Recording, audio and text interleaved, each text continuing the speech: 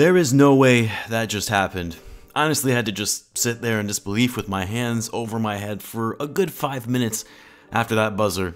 Wow, that game, man. What a wave of emotions, guys. I was full on taking notes in the first half of this game. Hell, not even just the first half, even into the third quarter because the Bulls were behind by as many as 19 at one point. I was about ready to go off and say we need to just blow up this team, fire Billy Donovan, all of it, not actually being serious, of course, more so just in the heat of the moment, except maybe firing the Billy part. I was in full rage mode, but then suddenly the Bulls flipped the switch, actually started playing with some effort, energy, somehow found themselves back into this game. The game looks all but over when they get back-to-back stops with less than a minute, and Javonte Green has a monster slam to take a 4-point lead. And then what even happened? I barely can remember how the Magic scored to bring it within 2, to then the Bulls still looking like they're going to win it. It's just a matter of the Magic fouling and the Bulls hitting their free throws. They even make that great inbound play initially where they took a good amount of time off the clock, but the Magic had a foul to give, and then they inbound it to Vucevic. Vucevic. It's unfortunate because Vuce actually had a decent game, all things considered. The Bulls really should have gone to him more throughout this one, and Vuce normally is a solid free throw shooter. He's shooting 91% so far this season, but man, the nerves got to him going against his former team.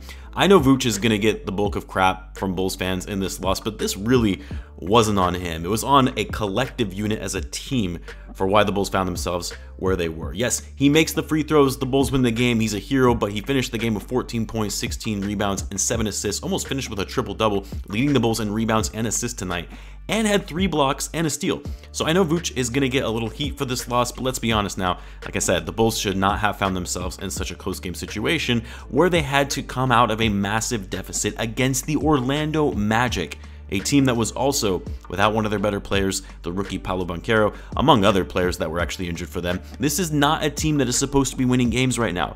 They're trying to tank for a chance to get Wembayama. Give them credit though, they played their butts off. These guys played hard and they played with a ton of heart. They're just very young and inexperienced, which is why you saw them blow that massive lead, but it doesn't matter. They still walked away with the win. Now, I will say, as crazy as this sounds, because really there aren't a lot of positives you can take away from this game aside from DeMar going nuts, Pat having a pretty strong game, and of course Javonte being the ultimate energizer, who I'll get to more by the way. But what I will say is the way in which the Bulls brought themselves back into this game. When we have seemed to just kind of get our heads low, getting frustrated, complaining to the refs when we fall in a big deficit, they fought back, hustled, got stops, chipped away at the lead, and if it wasn't for Vuce's missed free throws, the Bulls would have walked away with an amazing comeback win. Maybe not that amazing because it was against the Magic, but you know what I mean.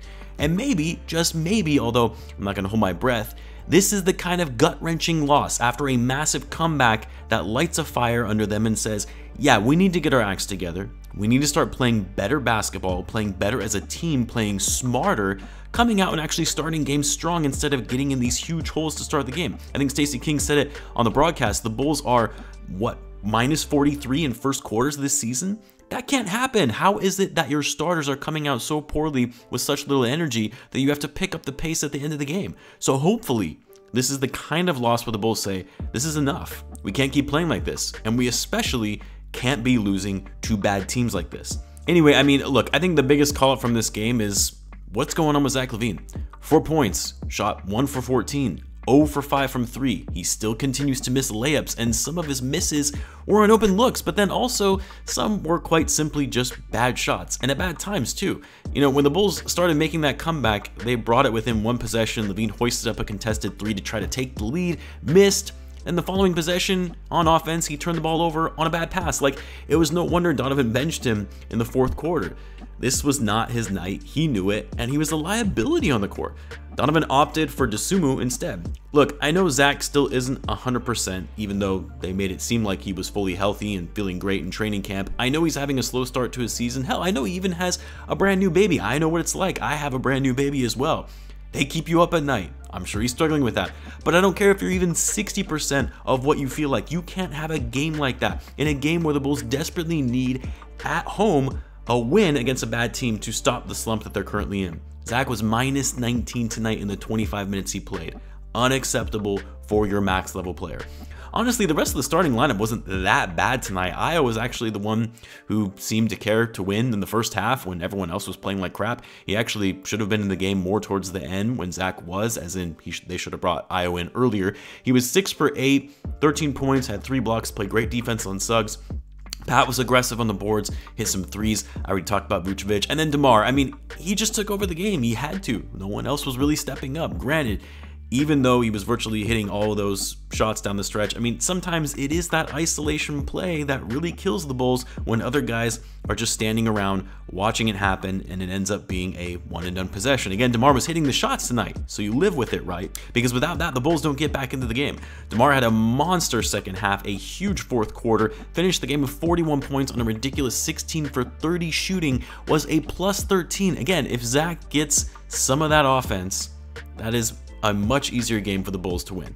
But the DeMar heroics aside, really the story in this Bulls comeback was Javonte Green. I have no idea why Billy Donovan took Javonte out of the rotation and effectively didn't play him in the first half, especially in a game when you need an energizer on both ends of the floor. A guy who will get the crowd going and wake the team up. Not saying that Derrick Jones Jr. can't be a great energizer, he absolutely can, but not on the same level as Javonte. And that was a massive mistake to have him sit out in the first half when the Bulls needed some energy badly. And when Billy got desperate, he put Javonte Green in. What happened? The Bulls completely turned things around. Javonte was making plays, he was everywhere on the court. In 18 minutes, he goes 4 for 4, 8 points, gets 3 steals, finishes the game with plus 17. That's Javonte's impact. That's why you have him out there. Javonte went from being out of the rotation to closing out the game for the Bulls. That's how much we needed him in the lineup. Poor decision to bench him. Not saying Javonte has been stellar in the past few games, because he really has struggled, but when you need an energizer, that's your guy. And it's unfortunate that despite all of his efforts, the Bulls came up short. Anyway, yet another bad loss for the Bulls. A loss that was so close to being a win. That's what makes it even more aggravating, and the schedule isn't going to get any easier. The Bulls have the weekend off, then they take on the Celtics on Monday again. It's a good thing I've got the NBA channel now. Come check that out. The link is in the description. And as always, guys, be sure to subscribe if you're a Bulls fan, as I do post daily Bulls content. Thanks again for tuning in, guys, and I'll catch you in the next one.